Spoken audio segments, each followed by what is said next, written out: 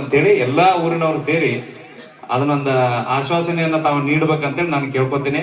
ಆಮೇಲೆ ನಾವು ಪೊಲೀಸರು ಯಾವತ್ತು ಸಾರ್ವಜನಿಕರ ಸೇವೆಗೆ ಸಿದ್ಧವಾಗಿರ್ತೀವಿ. ನೀವು ಯಾವ ತರ ಬಳಕೆ ಮಾಡ್ಕೋತೀರ ಅನ್ನೋದ್ರ ಮೇಲೆ ಹೋಗುತ್ತೆ.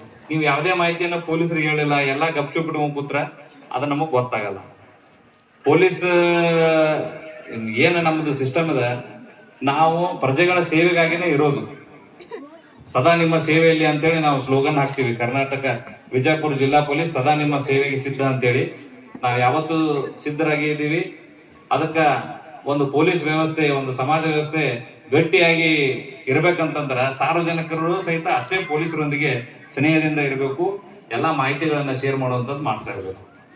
ನಂತರ ಇನ್ನೊಂದು ಅತಿ ಜಾಸ್ತಿ ಹೊತ್ತು ಮಾತಾಡೋದಲ್ಲ, ಇನ್ನೊಂದು ಏನಂತಂದ್ರೆ ಕೆಲವೊಂದು ಇತ್ತೀಚಿನ ದಿನಗಳಲ್ಲಿ ಸೈಬರ್ ಕ್ರೈಮ್ ಅನ್ನು ಬಹಳಷ್ಟು ಆಗ್ತಾ ಇರೋದು.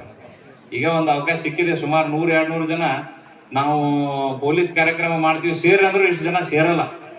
20-30 ಜನ ಯಾರ ಬೀಟ್ ಪೊಲೀಸರು ಬಂದಾಗ 20-30 ಜನ ಕಟ್ಟೆ ಮೇಲೆ ಕೂತು ಸಿಗ್ತಿರ್ಬಿಟ್ರೆ ಇವತ್ತು ಒಟ್ಟರು ಸಿಕ್ಕಿದ್ರು. ಅದಕ್ಕೆ ಹೇಳ್ತಾ ಇದೀನಿ, ದಯಮಾಡಿ ಸೈಬರ್ ಕ್ರೈಮ್ ಅಂತೇಳಿ ಬರ್ತಾ ಇದ್ರು. ಅಂದ್ರೆ ನಿಮ್ಗ ವಾಟ್ಸಪ್ ಅಲ್ಲಿ, ಫೇಸ್ಬುಕ್ ಅಲ್ಲಿ ಈ ಲಿಂಕ್ ಅದ, ತಿಂಗಳ ನಿಮ್ಗೆ 20,000 ರೂಪಾಯಿ ಪಗಾರ ಕೊಡ್ತೀವಿ, ನಿಮ್ಗೆ $750 ಮಿಲಿಯನ್ ಲಾಟ್ರಿ ಹತ್ತೈತಿ.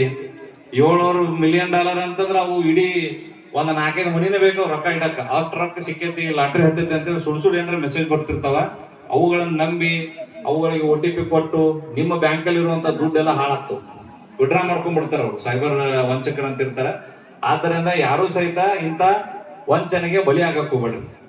ಮೊಬೈಲ್ ಅಲ್ಲಿ ಏನೋ ಲಿಂಕ್ ಬಂತು ಕ್ಲಿಕ್ ಮಾಡೋದು, ಅವನ್ನೆಲ್ಲ ಮಾಡಕ್ ಹೋಗ್ಬೇಡ್ರಿ. ಆಮೇಲೆ ಸಾರ್ವಜನಿಕ ನೆಮ್ಮದಿ ಕೆಡಿಸುವಂತ ಕೆಲಸ, ಸಾರ್ವಜನಿಕ ನೆಮ್ಮದಿ ಶಾಂತಿಯನ್ನ ಕದಡಿಸುವಂತ ಕೆಲವೊಂದು ಮೆಸೇಜ್ಗಳು ಸಹಿತ ಈ ಕಿತಾಪತಿ ಮಾಡುವಂತ ದುಷ್ಟ ಶಕ್ತಿಗಳು ಮಾಡ್ತಾ ಇರ್ತಾವ. ಅವುಗಳನ್ನು ಸಹಿತ ನಂಬದೆ ಅವನ್ನ ಯಾವುದೇ ಕಾರಣಕ್ಕೂ ಫಾರ್ವರ್ಡ್ ಮಾಡೋದಾಗ್ಲಿ, ಅದನ್ನ ವಾಟ್ಸಪ್ ಅಲ್ಲಿ ಸ್ಕ್ರೀನ್ ಶಾಟ್ ಇಡೋದು, ಸ್ಟೇಟಸ್ ಇಡೋದು, ಈ ತರ ಮಾಡಕ್ ಹೋಗ್ಬೇಡ್ರಿ.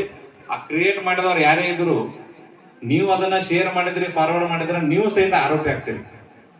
ಇಂಥ ಎಲ್ಲ ಸುಮಾರು ಕೇಸುಗಳಾಗಿ ಬಹಳಷ್ಟು ಯುವಕರು ತಮ್ಮ ಜೀವನಗಳನ್ನೆಲ್ಲ ಹಾಳು ಮಾಡ್ಕೊಳ್ತಾ ಇದ್ದಾರೆ. ಆದ್ದರಿಂದ ಈ ಸೈಬರ್ ಅಪರಾಧಗಳಿಗೆ ಸಂಬಂಧಪಟ್ಟಂತೆ ಜಾಗರೂಕರಾಗಿರ್ಬೇಕು. ಆಮೇಲೆ ನಿಮ್ಮ ಊರಲ್ಲಿ ಯಾರಾದ್ರೂ ಕಳ್ಳರು ಅಂತ ಇಂಥವ್ರು ಯಾರು ಅನುಮಾನಾಸ್ಪದ ವ್ಯಕ್ತಿಗಳು ಬಂದ್ರ ಅವ್ರ ಬಗ್ಗೆ ಮಾಹಿತಿಯನ್ನ ಬೀಟ್ ಪೊಲೀಸರಿಗೆ ಕೊಡ್ರಿ.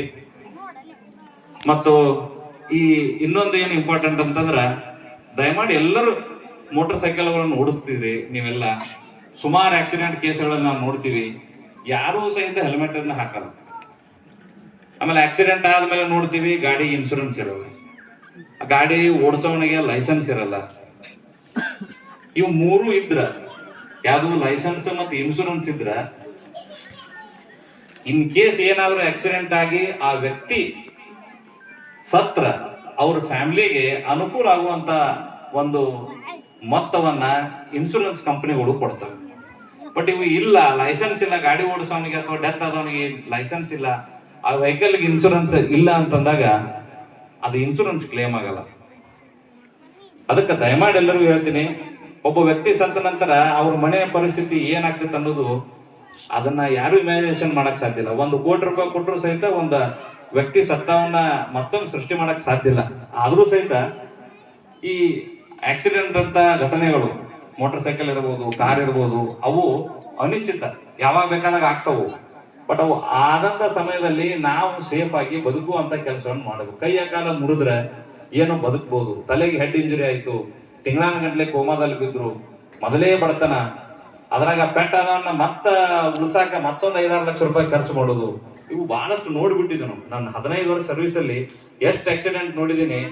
ಅವುಗಳಲ್ಲೆಲ್ಲ ನೋಡಿ ನೋಡಿ ನೋಡಿ ನಮಗೆ ಬೇಜಾರಾಗ್ಬಿಡುತ್ತೆ. ಅದಕ್ಕೆ ದಯಮಾಡಿ ಯಾವುದೇ ಒಂದು ಫ್ಯಾಮಿಲಿಗೆ ಅಂತ ಕೆಟ್ಟ ಪರಿಸ್ಥಿತಿ ಬರಬಾರ್ದು ಅನ್ನೋದನ್ನು, ಆಕ್ಸಿಡೆಂಟ್ಗಳಲ್ಲಿ ಡೆತ್ ಆದಾಗ ಸಮಸ್ಯೆ ಬಹಳ ಆಗ್ತಾವ. ಅದಕ್ಕೆ ದಯಮಾಡಿ ಎಲ್ಲರೂ, ಇದು ಬೇಸಿಕ್ ಇದು ಏನಂತಂದ್ರೆ ಪ್ರತಿಯೊಂದು ಮನೆಯಲ್ಲಿ ಮೋಟರ್ ಸೈಕಲ್ಗಳು, ಪ್ರತಿಯೊಬ್ಬರು ಗಾಡಿ ಓಡಿಸ್ತೀರಿ. ನಿಮ್ಮ ಮಕ್ಕಳಿಗೆ ಅಥವಾ ನಿಮ್ಮ ಹಿರಿಯರಿಗೆ, ನಿಮ್ಮ ದೊಡ್ಡವರಿಗೆ ಯಾರ ಹತ್ರ ಮೋಟರ್ ಸೈಕಲ್ ಇದಾವ ಮೊದಲು ಹುಡುಕಿ, ಮನೆಯವರು ದೊಡ್ಡವರು ಅವ್ರಿಗೆಲ್ಲ ಲೈಸೆನ್ಸ್ ಮಾಡಿಸಿ. ಇನ್ನು ಗಾಡಿ ಇನ್ಶೂರೆನ್ಸ್ ಇಲ್ಲ ಅಂತಂದ್ರೆ ಬೆನ್ ಹತ್ತಿರಿ, 1,000 ರೂಪಾಯಿ ಆಗತ್ತಾ, 1 ವರ್ಷಕ್ಕೆ ಆಯ್ತದು. 1,000 ರೂಪಾಯಿ ಇನ್ಶೂರೆನ್ಸ್ ನೀವು ತುಂಬ ಬಂದ್ಬಿಟ್ರಿ ಅಂತಂದ್ರೆ 1 ವರ್ಷ ಏನೇ ಆಕ್ಸಿಡೆಂಟ್ ಆಯ್ತಂದ್ರು ಸ್ವಲ್ಪ ಫ್ಯಾಮಿಲಿಗೆ ಏನೋ ಒಂದು ಉಪಯೋಗ ಆಗುವಂತ ಒಂದು ಅಮೌಂಟ್ ಬಂದು ಜಮಾ ಆಗುವಂತ ಪರಿಸ್ಥಿತಿ ಇರ್ತಾವ. ಅದಕ್ಕೆ ದಯಮಾಡಿ ಎಲ್ಲರೂ ಕಾನೂನುಗಳನ್ನು ಪಾಲಿಸ್ರಿ. ವೆಹಿಕಲ್ಗಳನ್ನ ತಗೊಂಡು ಓಡ್ಬೇಕಾದ್ರ ರಾತ್ರಿ ಮದ್ಯಪಾನ ಮಾಡಿ ಗಾಡಿಯನ್ನು ಓಡ್ಸಕ್ ಹೋಗ್ಬೇಡ್ರಿ ಅಂತ ಹೇಳ್ತಾ ಇನ್ನೂ ಸುಮಾರು ವಿಚಾರಗಳಿದಾವೆ. ಮತ್ತೆ ನಾವು ಇನ್ನೊಂದು ಯಾವಾಗ ಸೇರಿದಾಗ ಮಾತಾಡ್ತೀನಿ. ಇವತ್ತಿನ ಈ ಪವಿತ್ರವಾದಂತಹ ಕಾರ್ಯಕ್ರಮಕ್ಕೆ ನಮಗೆ ಮತ್ತು ನಮ್ಮ ಡಿವೈಎಸ್ಪಿ ಅವರಿಗೆ ಆಹ್ವಾನಿಸಿದ್ದಕ್ಕೆ, ಈ ಸತ್ಸಂಗದಲ್ಲಿ ಸೇರಿ ನಾವು ಪುಣ್ಯರಾಗಿದ್ದೀವಿ ಅಂತ ಅನ್ಕೋತೀವಿ.